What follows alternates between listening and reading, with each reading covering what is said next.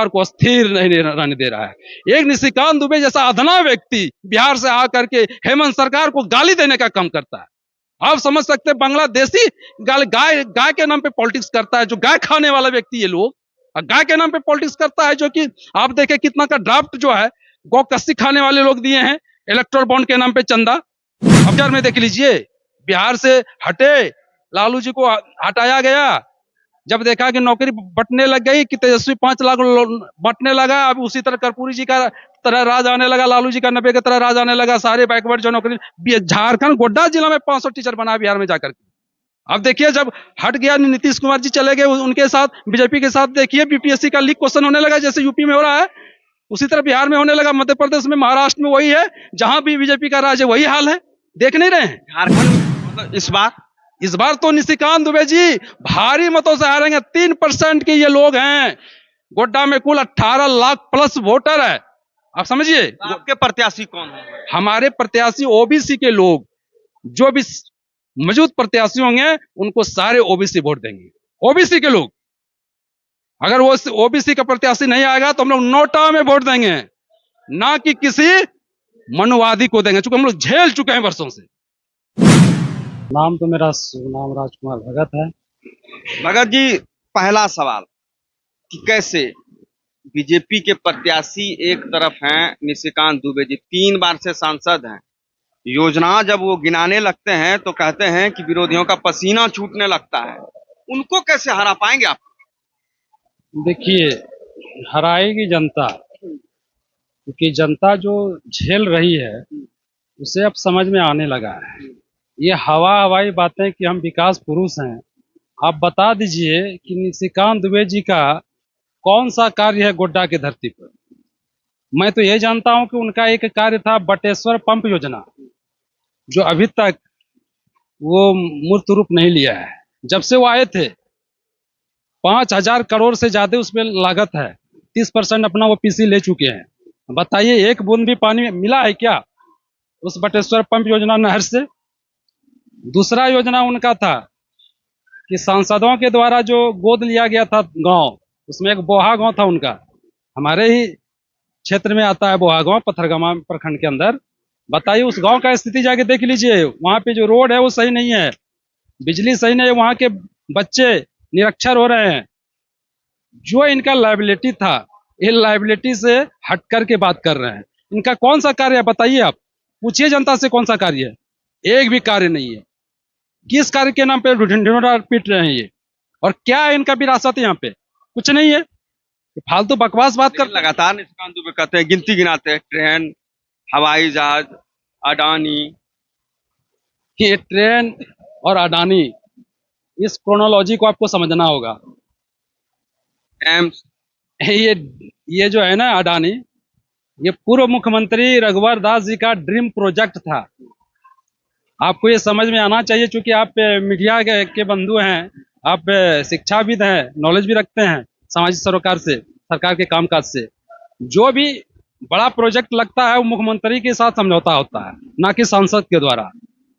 तो उस समय के मुख्यमंत्री थे हमारे रघुवर दास जी। रघुवर दास जी के एमयू के द्वारा वो प्रोजेक्ट यहाँ आया था। हाँ, वो सांसद है, नारियल फोड़ने का काम किए हैं, लेकिन साथी और उनका एक विधायक थे अमित मंडल जी, भाजपा से ही हैं, उनको दूर तक भगाने का काम किए हैं, कभी नारियल फोड़ने में इर्द गिर्द भटकने तक नहीं दिए हैं। ये इनका रवैया रहा। अडानी जब एक बड़ा प्रोजेक्ट लग गया यहाँ पे, तो मधु कोड़ा की जब सरकार थी, लालू जी सब रेलवे मिनिस्टर थे 2007-06 में लगभग, याद नहीं आ रहा है, उसी समय हर एजेंसी मिल गया था 32 किलोमीटर का। 32 से अगर 33 किलोमीटर बना दिया है रेलवे लाइन निशिकांत दुबे, तो मैं समझूंगा। वो 32 किलोमीटर आकर हसदिया टू गोड्डा रुक गया है, वो आगे काम चालू है। चालू अभी तक हुआ नहीं है ना, हुआ नहीं है ना। बोले क्या थे, अगर वो दम था तो 33 किलोमीटर करके दिखा देते ना।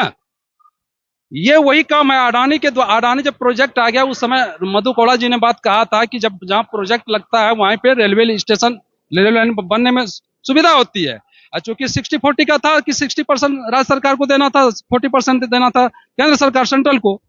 मधु कोड़ा जी के पास उस समय फंड नहीं था, क्योंकि डिवीजन हुआ था, उसमें फंड ही नहीं था, वो नकार गए थे प्रोजेक्ट। उसी समय से ये कार्य अधूरा था। अडानी आपको सफलता मिल गई, रघुवर दास जी ने लाया, तो उसी के मद्देनजर ये सारा चीज आया, रेलवे आया है और कई रेलवे है, एम्स है, हवाई अड्डा है। बिल्कुल बिल्कुल। गोड्डा में जिस हवाई एयरपोर्ट को बनना चाहिए था, क्योंकि अडानी था गोड्डा में, एयरपोर्ट बनना चाहिए था गोड्डा ही चुका अडानी, लेकिन ये पैरवी करके भले देवघर भले ले गए हैं गोड्डा की चीज को, लेकिन ये अडानी का ही कृपा है। बस समझिए यार, टोटल श्रेय जाता है रघुवर दास जी को, जिसको ये गाली देने का काम करते हैं। जब तक रघुवर दास जी मुख्यमंत्री बने हुए थे, निशिकांत दुबे जी भाजपा में रहते हुए पुतला दहन करने का काम किए थे। आज वही कर रहा है सरजू राय। बन्ना गुप्ता को दिन रात कोसते रहता है, उसका जांच कराओ। तो सारे ओबीसी नेताओं का अपना देखो ना। इस बार ओबीसी क्या सोच रही है? ओबीसी का क्लियर कॉन्सेप्ट है, जो जाति आधारित जनगणना का समर्थन करेगा, जो जाति जनगणना कराएगा, जब तक ओबीसी के लोग नहीं आएगा तो नहीं होगा, संभव नहीं है। निशिकांत जी नकार चुके हैं, कहा कि कैसे हो सकता है, इसका क्या कॉन्सेप्ट है जाति जनगणना का।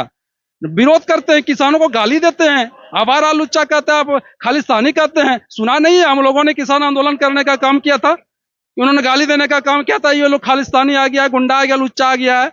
हम लोग जो मैंने वो जाति आधारित जनगणना के लिए उतरे रोड पे, नीट के लिए उतरे रोड पे, राष्ट्रीय ओबीसी का मैं मोर्चा का मैं जिला अध्यक्ष हूँ। सारे ओबीसी गोलबंद हैं, आप देख लीजिए। एक पेपर लीक होने लगा बिहार में। जी तो कहते हैं ओबीसी और पिछड़ा वर्ग सब हमारे साथ है, विकास जो है वो धरातल पर है और विकास को ही वोट करेगी। हाँ हाँ हाँ, वो उनका एक ठोस प्रमाण किया कि विश्वास है, क्योंकि वो देखते हैं कि ओबीसी के लोगों को चरणामृत पीने लगता है, पैर धुला के पिलाते हैं जी। पवन शाह को, कनवारा वाले को पुल के नाम पर, ये आवाज देने के नाम पर प्रलोभन दे करके उसको पैर धुला के पिलवाए। क्या ओबीसी का यही विरासत है?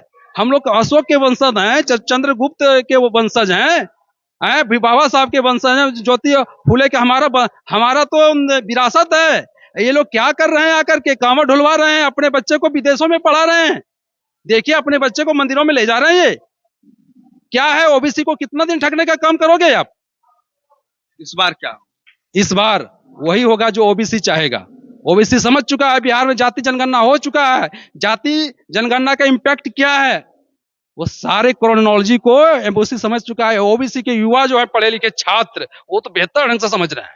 टीचर में देख लीजिए, बिहार से हटे, लालू जी को हटाया गया, जब देखा कि नौकरी बंटने लग गई, कि तेजस्वी 5 लाख बंटने लगा, अब उसी तरह कर्पूरी जी का तरह राज आने लगा, लालू जी का 90 की तरह राज आने लगा। सारे बैकवर्ड जो नौकरी, झारखंड गोड्डा जिला में 500 टीचर बना बिहार में जाकर के।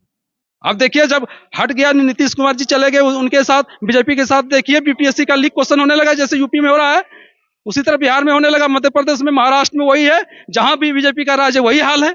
देख नहीं रहे हैं? झारखंड में तो बीजेपी की राजनीति थी, यहाँ भी तो बिल्कुल बिल्कुल बिल्कुल बिल्कुल सरकार को अस्थिर नहीं रहने दे रहा है। एक निशिकांत दुबे जैसा अधना व्यक्ति बिहार से आकर के हेमंत सरकार को गाली देने का काम करता है। आप समझ सकते हैं, बांग्लादेशी गाय के नाम पे पॉलिटिक्स करता है, जो गाय खाने वाला व्यक्ति ये लोग, गाय के नाम पे पॉलिटिक्स करता है, जो कि आप देखें कितना का ड्राफ्ट जो है गौ कस्सी खाने वाले लोग दिए हैं, इलेक्ट्रोल बॉन्ड के नाम पे चंदा, अब सबसे ज्यादा बीजेपी ने लिया है। ये लोग क्या बात करेंगे? ये लोग कुछ नहीं बात कर सकते हैं, इनका जमीन खिसक चुका है, जमीन खिसक चुका है, ये लोग कहीं नहीं टिकेंगे। मतलब इस बार तो निशिकांत दुबे जी भारी मतों से हारेंगे। 3% के ये लोग हैं, गोड्डा में कुल 18 लाख प्लस वोटर है, आप समझिए। आपके प्रत्याशी कौन है? हमारे प्रत्याशी ओबीसी के लोग, जो भी मौजूद प्रत्याशी होंगे उनको सारे ओबीसी वोट देंगे।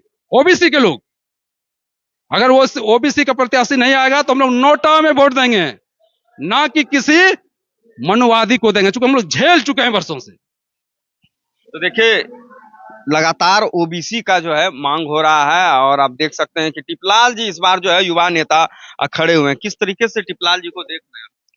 देखिए, टिपलाल जी संघर्ष कर रहे हैं, युवा साथी हैं, समय इनको मिलेगा, हम लोग इनके साथ, हमारे साथ ये आएंगे, ओबीसी के साथ जाएंगे, समझाने का हम लोग काम करेंगे, और जैसे होगा वैसे हम लोग समझौता करके जो है साथ देने का काम करेंगे। एकदम देखिए, लगातार जो है चुनाव प्रचार प्रसार जो है टिपलाल जी कर रहे हैं। हालांकि अभी चुनाव गोड्डा में बाकी है, माफ कीजिए, हालांकि चुनाव में अभी गोड्डा विलंब हालांकि गोड्डा लोकसभा में चुनाव विलंब से होना, लास्ट चरण में होना है। जिस तरीके से लगातार सभी पार्टियां जो है धीरे धीरे करके प्रत्याशी दे रही है। बीजेपी का प्रत्याशी हो चुका है, लेकिन इंडिया महागठबंधन का प्रत्याशी का लोगों को बेसब्री से इंतजार है। लेकिन वहीं आप देख सकते हैं कि टिपलाल जी जो है अपनी पार्टी के साथ जो है वो निकल चले हैं, आम लोगों के बीच जाकर अपनी बातों को रख रहे हैं। तो बने रहे हमारे साथ, ऐसे ही तमाम खबरों के लिए देखते रहे एक्सप्रेस न्यूज।